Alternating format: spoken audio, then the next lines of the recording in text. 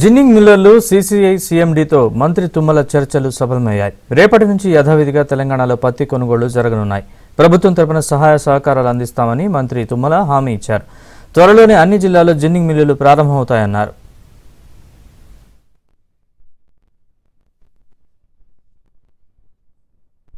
ఇదే అంశానికి సంబంధించిన పూర్తి వివరాలు మా ప్రతినిధి నరసింహరావు లైవ్లో అందిస్తారు. నరసింహరావు, చెప్పండి, సీసీఐ సీఎండీతో మంత్రి తుమ్మల చర్చలకు సంబంధించిన పూర్తి వివరాలు. ఎస్ నరేష్, ఈరోజు సీసీఐ సీఎండీ లలిత్ కుమార్తో రాష్ట్ర వ్యవసాయ శాఖ మంత్రి తుమ్మల నాగేశ్వరరావు జరిపిన చర్చలు సఫలమయ్యాయి. ఇక యథావిధిగా పత్తి కొనుగోళ్లు జరగనున్నాయి.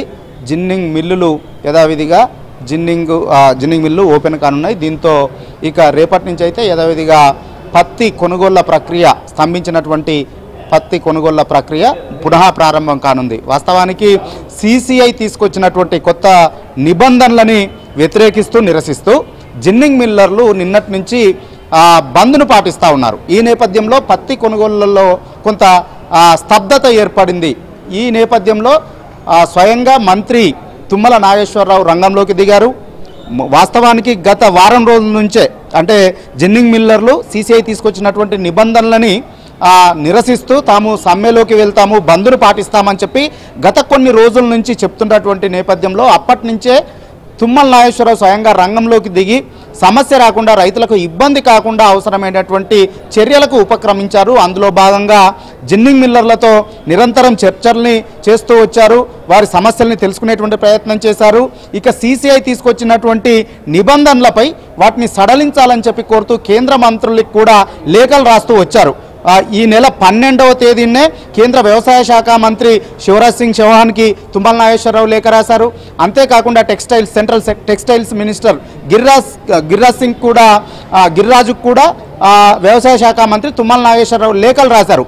మెంతా తుఫాను కారణంగా ఇక్కడ సోయాబీను, పత్తి పంటలు తీవ్రంగా నష్టపోయాయి. ఇక అంతేకాకుండా ఇటీవల కాలంలో సీసీఐ తీసుకొచ్చినటువంటి నిబంధనల కారణంగా పత్తి రైతులు తీవ్రంగా ఇబ్బందులు పడుతున్నారు. ఆ నిబంధనలు అన్నింటినీ కూడా ఎత్తివేయాలని చెప్పి కేంద్ర మంత్రులకి లేఖలు రాశారు. ఇక స్వయంగా నిన్న క్యాబినెట్ సమావేశం జరుగుతుండగా కూడా ముఖ్యమంత్రి రేవంత్ రెడ్డి అనుమతితో మధ్యలోనే వెళ్ళి అంటే నిన్నటి నుంచి జిన్నింగ్ మిల్లర్లు సమ్మెలోకి వెళ్తామని చెప్పి బంద్లోకి వెళ్తామని చెప్పి ప్రకటించి బంద్లోకి కూడా వెళ్ళినటువంటి నేపథ్యంలో జిన్నింగ్ మిల్లర్లతో అదేవిధంగా కేంద్ర మంత్రి కిషన్ రెడ్డితో అదేవిధంగా ఇక సీసీఐ అధికారులతో స్వయంగా వీడియో కాన్ఫరెన్స్ నిర్వహించారు.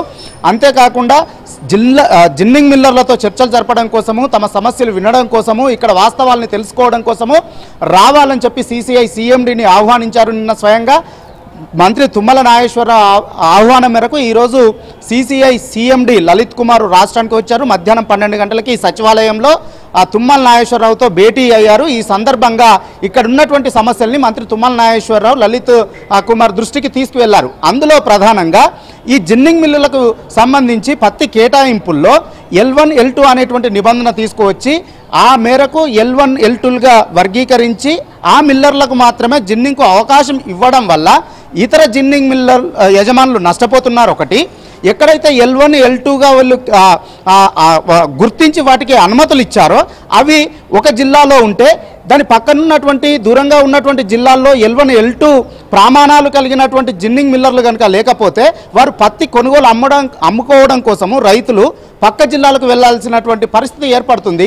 దీనివల్ల రవాణా ఛార్జీలు పెరుగుతున్నాయి, రైతులు తీవ్రంగా నష్టపోతున్నారు. కాబట్టి L1, L2 అనేటువంటి నిబంధనను ఎత్తివేయాలి. జిన్నింగ్ మిల్లర్లందరికీ కూడా అవకాశాన్ని కల్పించాలి. వాళ్ళందరికీ కూడా ఓపెన్ చేయాలి. అంటే 242 వరకు అనుమతించినప్పటికీ ఇంకా మిగిలిన 72, 73 జిన్నింగ్ మిల్లులను అనుమతించలేదు. వాటికి కూడా అనుమతి ఇవ్వాలనేటువంటి ఒక డిమాండ్ జిన్నింగ్ మిల్లర్లు చేసినటువంటి నేపథ్యంలో వాటిని కూడా అనుమతించాలని చెప్పి ఈరోజు సీసీఐ సీఎండీకి కోరడం జరిగింది. దాంతోపాటుగా ఇప్పటికే మెంతా తుఫాన్ వచ్చి రైతులు తీవ్రంగా ఇబ్బంది పడుతూ ఉన్నారు. తేమ శాతం పెరిగింది. కానీ ఇప్పుడు మాయిశ్చరైజర్ పేరిట పత్తి కొనుగోలు చేయము, పత్తిని కొనుగోలు చేయమంటే కూడా రైతులు తీవ్రంగా ఇబ్బందులు పడుతున్నారు. కాబట్టి ఆ నిబంధనను కూడా ఎత్తివేయాలని చెప్పి కోరారు. అంతేకాకుండా ఎకరానికి ఇంతకుముందు 12 క్వింటాళ్ళు పండినా కానీ కొనుగోలు చేసేటువంటి వాళ్ళు కానీ దాన్ని 7 క్వింటాలకే తగ్గించారు. ఎకరాకి 7 క్వింటాల కంటే ఎక్కువ పండించినటువంటి రైతులు ఎక్కడ అమ్ముకోవాలని చెప్పి రైతులు తీవ్రంగా ఇబ్బందులు పడుతున్నారు.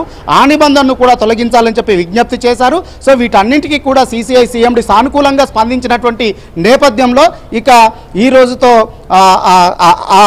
ప్రతిష్టంభన తీరబోతుంది, ప్రతిష్టంభన తొలగబోతుంది. రేపటి నుంచి యథావిధిగా మళ్ళీ పత్తి కొనుగోలు ప్రారంభం కాబోతా ఉన్నాయి. Right, thanks for